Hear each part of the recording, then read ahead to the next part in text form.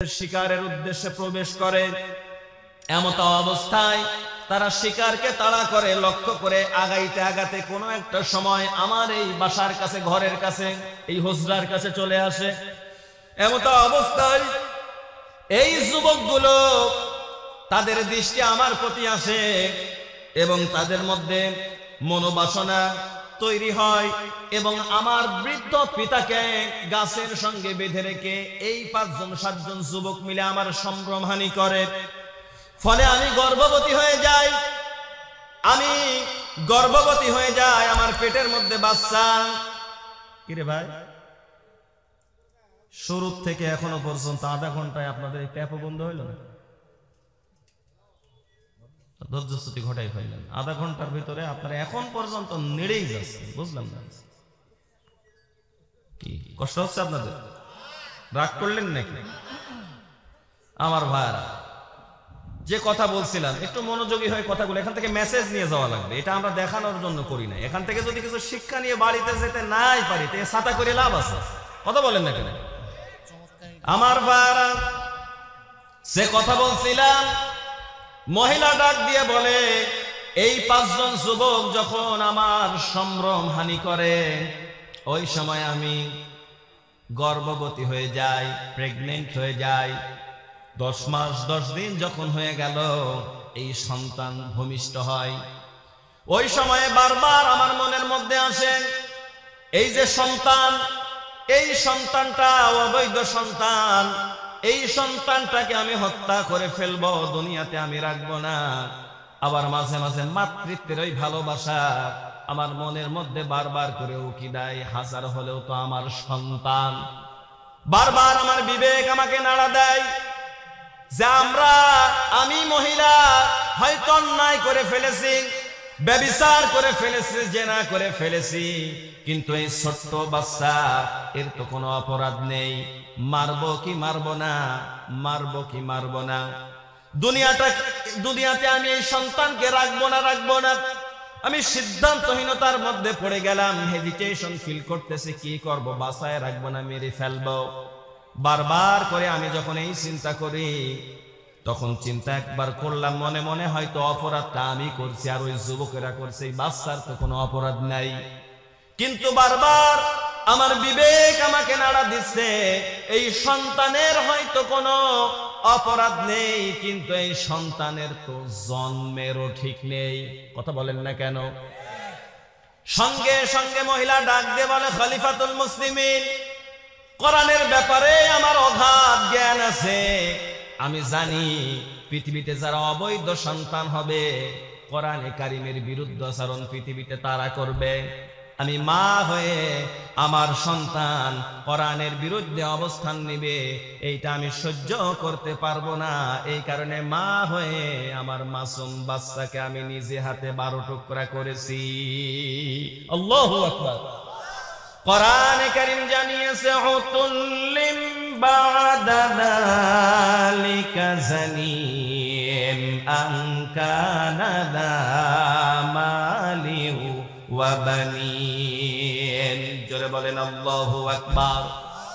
কোরআনে কারীমে আল্লাহ তাআলা সূরা কলমে দিয়েছেন 29 নম্বর পারা 4 নম্বর পৃষ্ঠা 4 নম্বর লাইনে আয়াতটি আছে।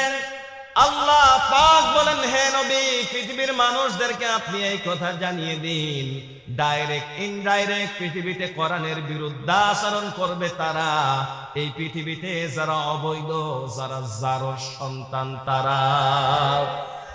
কোন বৈধ পিতার বৈধ সন্তান কখনো তাফসীর মাহফিলের বিরুদ্ধে থাকতে পারে না। কথা বলেন ঠিক কিনা? আজ বিগত 16টা বছর আমরা কোরআনের কথা প্রাণ খুলে বলতে পারি না, আমাদেরকে জুজুর ভয় দেখানো হয়েছে। আমার ভাইরা, সবকিছু আমাদের দেখা শেষ, কারো চোখ রাঙানি এখন আমাদের দেখার সময় নেই। যত সময় আমরা কথা বলবো কোরআন দিয়ে বলবো, যত সময় শুনবো কোরআন দিয়ে শুনবো। ঠিক কিনা? রাজি আছেন তো আপনারা? কারা কারা রাজি আছেন? 2 হাত তুলে আল্লাহকে দেখান। লিল্লাহি তাকবীর।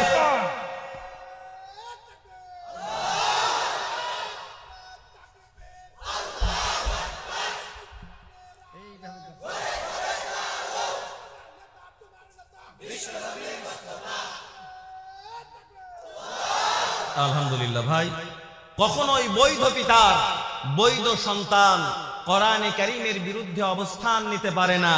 আমরা বড় বিপদে আছি। আমরা মনে মনে চিন্তা করছিলাম মাথার উপর থেকে একটা সরল, মনে হয় কিছুটা বাঁচলাম। কথা বলেন না কেন? কিন্তু ওইটা না, খাবার পরে শুধুমাত্র একটু বলছি যে আমরা খালাম, এক পাটি খেয়ে গেল, আর এক পাটি খাওয়ার জন্য রেডি। কথা বলেন না কেন? এক কথাতে সব কিছু উল্টা পাল্টা এমনও কথা বলতেছে সেইটা ঈমান এবং ইসলাম বিদ্বেষী কথা। আজ বড় বড় চেয়ারে বসে বলতেছে ইসলামের সঙ্গে কোরআনের কোন, রাজনীতির সঙ্গে কোরআনের কোনো সম্পর্ক নাই। কথা বলেন না কেন? পৃথিবীতে কোন ব্যক্তি যদি ইসলাম এবং রাজনীতি আলাদা করার চেষ্টা করে আর এই মতবাদে সে বিশ্বাস করে, নিশ্চয় জেনে রাখবেন ওয়াল্লাহি আল্লাহর কসম ওই লোকটার ঈমান নেই। ওই রকম নেতা যাই অনুসরণ করব, ওরও ঈমান নেই। আপনি কি রাগ করলেন? আমার ভারত, এই যে কোরআন, এইটা হচ্ছে আমাদের কাছে অক্সিজেনের মতো। মাছের কাছে যেরকম পানিটা জরুরি, ঠিক একই রকম ভাবে আমাদের জন্য কোরআন শোনাটা জরুরি। কারণ মুমিনের ঈমানের মধ্যে জং পড়বে, মুমিনের ঈমানটা ভোতা হয়ে যাবে। মুমিন যখন কোরআনে কারীম শুনবে, আল্লাহ তাআলা তার ঈমানি জজবা আরো বহুগুণে বাড়ায়া দিবে। ভাই পরে দিয়ে না, এত ডিস্টার্ব করলে কেমনি কথা বলবো বলেন? এমনি আমার সময় কম। আমার ভারত, আল্লাহ রাব্বুল আলামিন বলেন ইন্নামাল মুমিনুনাল্লাযীনা ইযা যুকিরাল্লাহু ওয়াজিলাত কুলুবুহুম ওয়া ইযা তুলিয়াত আলাইহিম আয়াতুহু সাদাতুহুম ঈমানাও ওয়া আলা রাব্বিহিম ইয়াতাওয়াক্কালুন। জোরে বলেন আল্লাহু আকবার। আল্লাহ রাব্বুল আলামিন বলেন নিশ্চয় মুমিন তো তারা যাদের সামনে কোরআনে কারীম যখন তিলাওয়াত করা হয়। ইন্নামাল মুমিনুনা, এখানে যারা আলেম আছে জিজ্ঞাসা করেন, এখানে ইন্না হারফাল মুশাব্বাত বিল ফাইল, মিমটা মায়ে কাফা।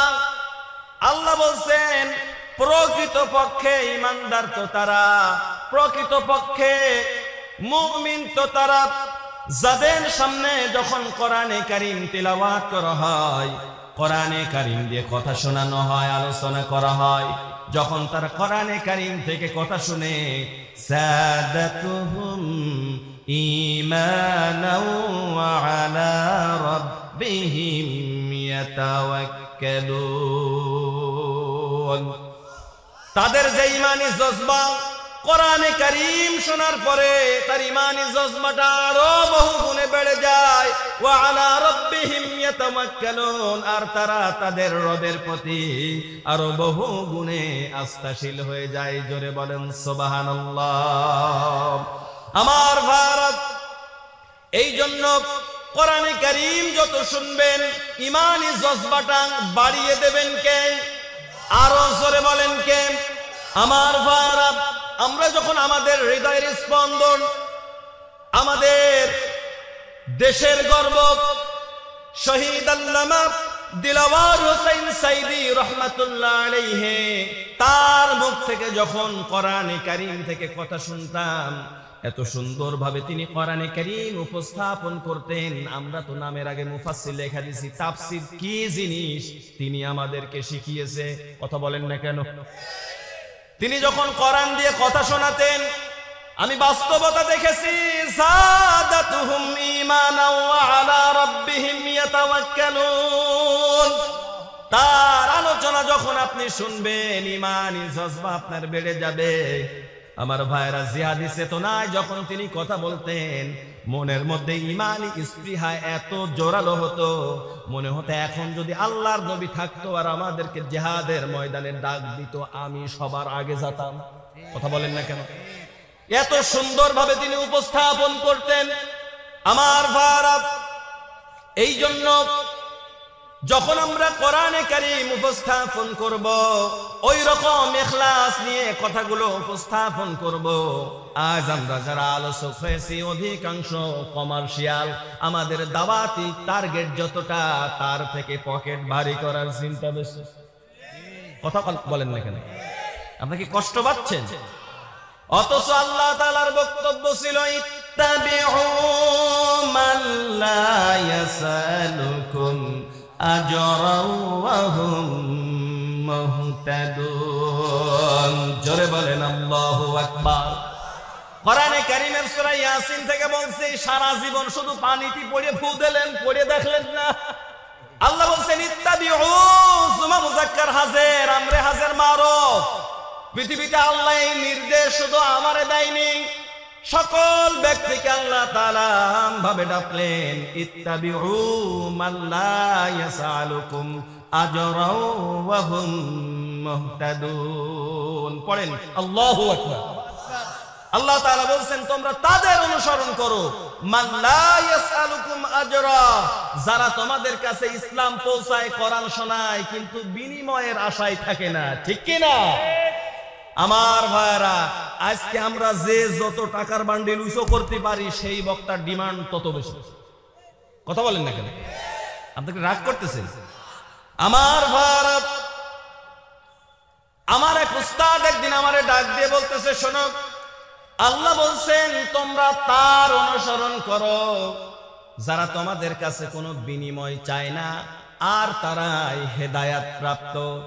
আব্দুল খালেক এই কথাটারে উল্টাও, তার মানে তোমরা তার অনুসরণ করো না যারা বিনিময় চায় আর যারা হেদায়েতের উপরে নয়। ঠিক কিনা আমার ভাইরা? এই জন্য আমরা সেই ইখলাস নিয়ে দাওয়াতের ময়দানে কাজ করতে পারি না। আজকে আল্লামা সাইদি রহমাতুল্লাহ আলাইহির মতো গোপ আছে, টুপি আছে, দাড়ি আছে, ভাব আছে, মশান আছে, কিন্তু বান্ডিল ছাড়া এক পাও আগায় না। কথা বলেন না কেন? আমার ভারত, আমি মাঝে মাঝে চিন্তা করি, এই যে সম্পদ আমরা হারিয়ে ফেলেছি, আমরা তারে চিনতে পারি নাই, এখনো তার আলোচনা যখন ফেসবুক ইউটিউবে ভাসে, আমার কাছে মনে হয় এই লোকটা সাধারণ কোনো মানুষ না। আমার ভাইরা, তিনি যখন কথা বলেন, তার ওই রেকর্ডগুলো যখন ভাসে, আলেমদের বিরুদ্ধে অবস্থান নিও না, ইসলামের বিরুদ্ধে অবস্থান নিও না। যদি ইসলাম নিয়ে বেশি বাড়াবাড়ি করো, তাইলে অবস্থা এমন হবে যে পালানোর জন্য, লুকানোর জন্য ইঁদুরের গর্ত খুঁজে পাবা না। ঠিক কিনা? শৈলকুপার ভাইরা, ঝিনাইদহের ভাইরা, আজ ডাইনে বামে তাকায় দেখেন, যারা এত দাপট দেখিয়েছিল ওদের টর্চ লাইট মেরেও খুঁজে পাওয়া যাচ্ছে না। আমি কি বেশি বলে ফেলব? আমার ভাইরা, সত্যি তারা এখন ইঁদুরের গর্তের মধ্যে আছেন। তিনি বলেছেন, কিছু বললে পারে আমাদেরকে তোমরা মৌলবাদ বলো। মৌলবাদের সিস্টেম হচ্ছে মৌলবাদ, যার অবস্থান হচ্ছে মূলে। আমরা হচ্ছে মৌলবাদী যদি হই তোমাদের কথা অনুযায়ী, তাইলে তোমরা হচ্ছে আগাবাদী। আমরা গাছের মূলে আছি, তোমরা আগায় আছো। গাছের আগায় বসা বেশি ফালাফালি করবা না, তাইলে গাছের গোড়া থেকে, মূল থেকে এমন নাড়া দেব, মামুর গাড়ি দিল্লি গিয়া পড়বা। আল্লাহর কি ইচ্ছায় পৃথিবীতে 228টা রাষ্ট্র আছে, কোন রাষ্ট্রে জায়গা হয়নি ওই দিল্লির মামু বাড়ি ছাড়া। কথা বলেন ঠিক কিনা? আমার ভাইরা, আমি মাঝে মাঝে চিন্তা করি, এইটা সাধারণ কোন লোক না, যার 14 বছর 15 বছরের আগের কথাগুলো অক্ষরে অক্ষরে মেলে। নিশ্চয় এই লোকটা আল্লাহর একজন ওলি হবে। ঠিক কিনা? এটা আল্লাহর ওলি ছাড়া হুবহু কথা 13 বছর 14 বছর আগে যা বলেছে, হুবহু সব কথা যেন মিলে যায়। আমার ভাইরা, একটা কথা এদিক ওদিক হচ্ছে না। সুবহানাল্লাহ! কি নিয়ামত আমরা হারাই ফেললাম, আমরা তো চিনতে পারি নাই, কারণ আমরা তো মুসি। আমরা কি মুসি? আমার একদিন ডাক দিয়ে আমার এক উস্তাদ বলতেছে, আব্দুল খালেক, মুসির সামনে দিয়ে যাবা, তোমার চেহারা যত ভালোই হোক, তোমার মুখের দিকে তাকাবে না, ও জুতোর দিকে তাকাবে। ছেড়া জুতো আছে কিনা না জানি আমার কাছে কাস্টমার হয়ে সারাতে আসে। এই জন্য আমাদের অবস্থা নয় আমরা উপরের দিকে তাকিয়ে তারে চিনতে পারি নাই, কোথায় দোষ বের করা যায়, খুদ বের করা যায়, ওইটা নিয়েই সারা জীবন পাড়াপাড়ি করছি, ঠিক কিনা? আমার ভাইরা, রতনে রতন চিনে পরের টুক আমাদের সাবেক প্রধানমন্ত্রী বলেছি, কথা বলেন না কেন? আমি আর ওইটুক নাই বললাম। আমার ভাইরা, কি ক্ষমতার দাপট আমরা দেখলাম। আমার ভাইরা, পৃথিবীতে কোরআনে কারীম যখন ছোটবেলা থেকেই পড়তেছি, আল্লাহ তাআলা কোরআনে কারীমে আয়াতে কারিমা দিয়েছেন, আমরাও এইটা জানি ক্ষমতা দেওয়ার মালিক আল্লাহ, নেওয়ার মালিক আল্লাহ। কথা বলেন ঠিক কিনা?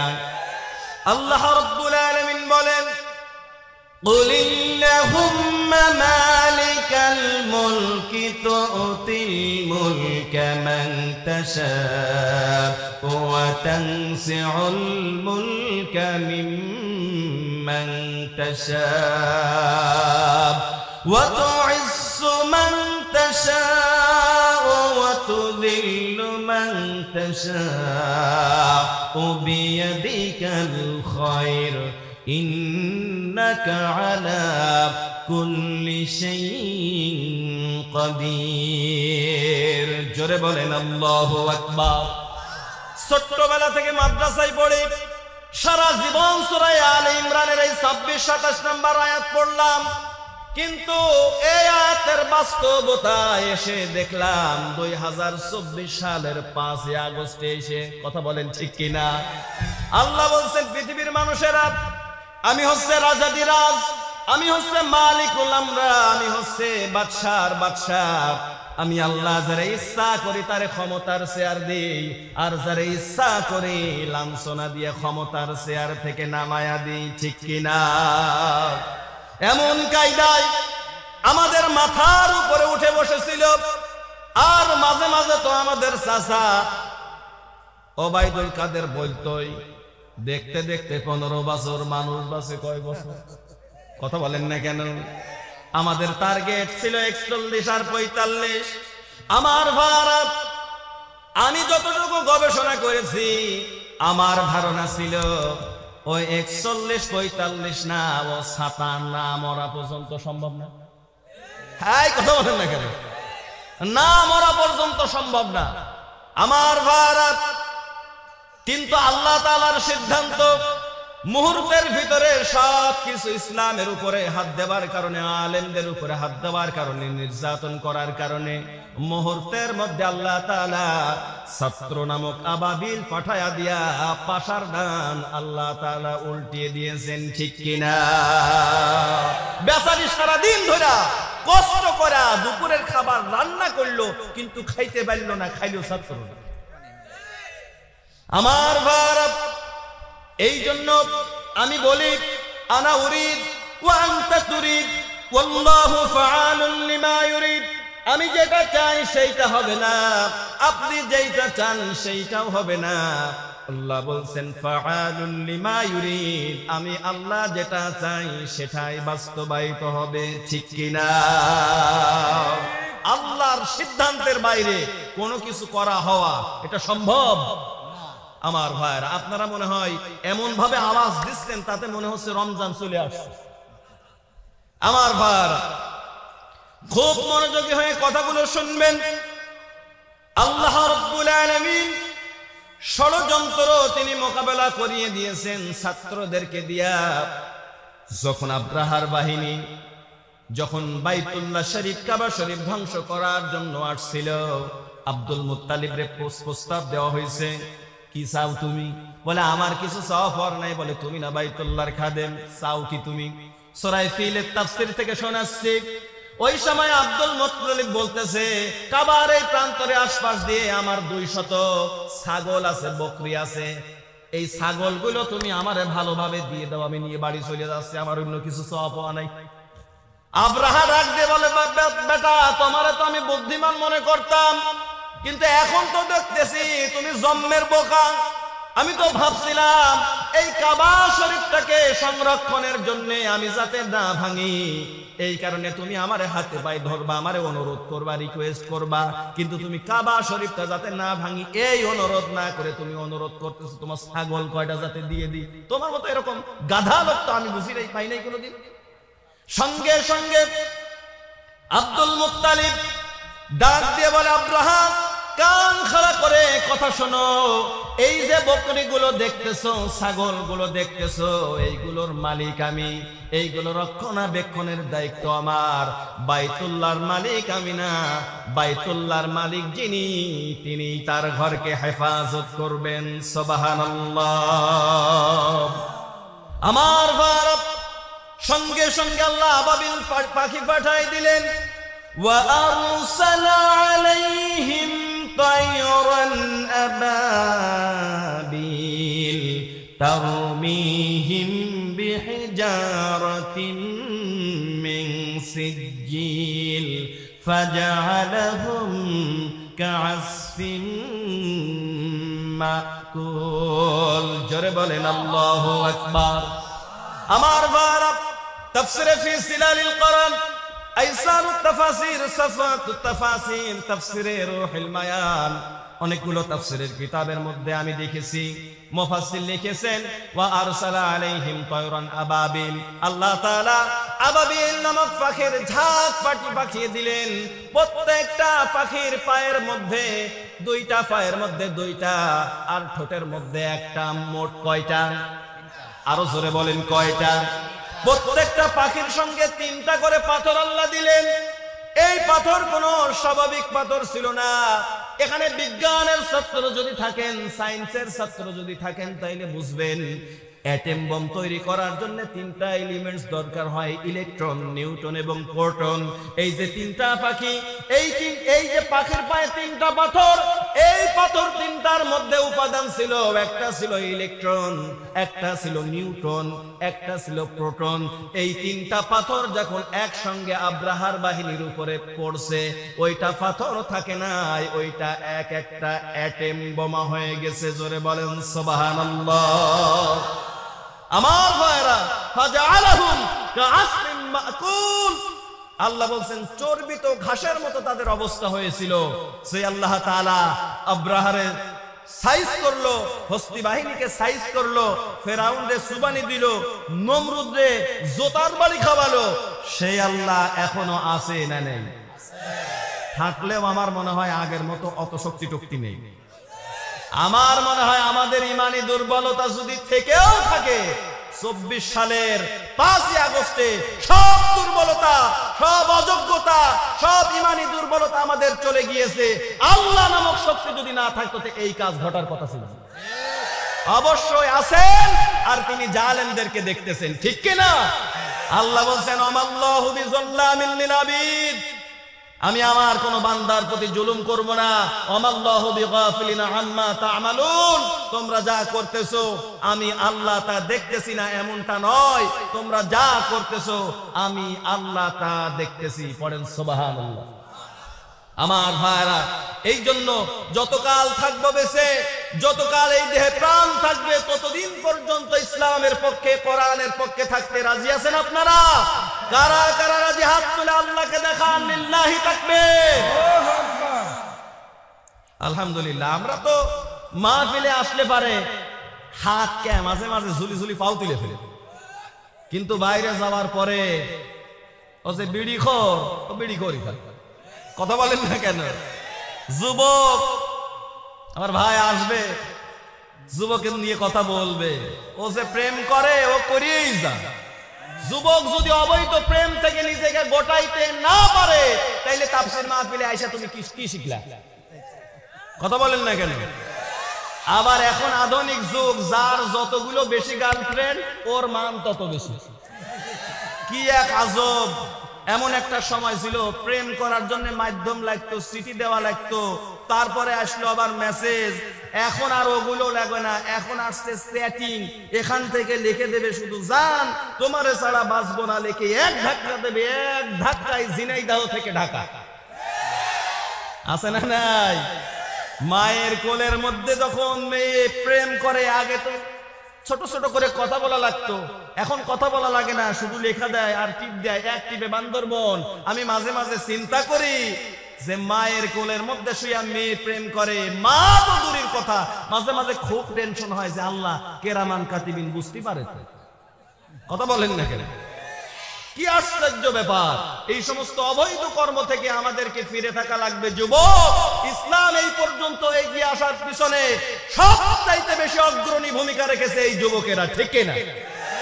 কিন্তু সেই যুবক, তোমরা যদি ইসলামী সিপাহসালার সামনের কাতারে সেই বিপ্লবী ওমর না হয়ে, হামজা না হয়ে তোমরা যদি আর মায়াদের পিছনে পড়ে থাকো, তাইলে তোমাদের দিয়ে কিছুই হবে না। বাইরে যতই তোমরা আলাং ফালাং করো, জাগা মতো গেলে কিন্তু ভোল্টেজ পাবে না।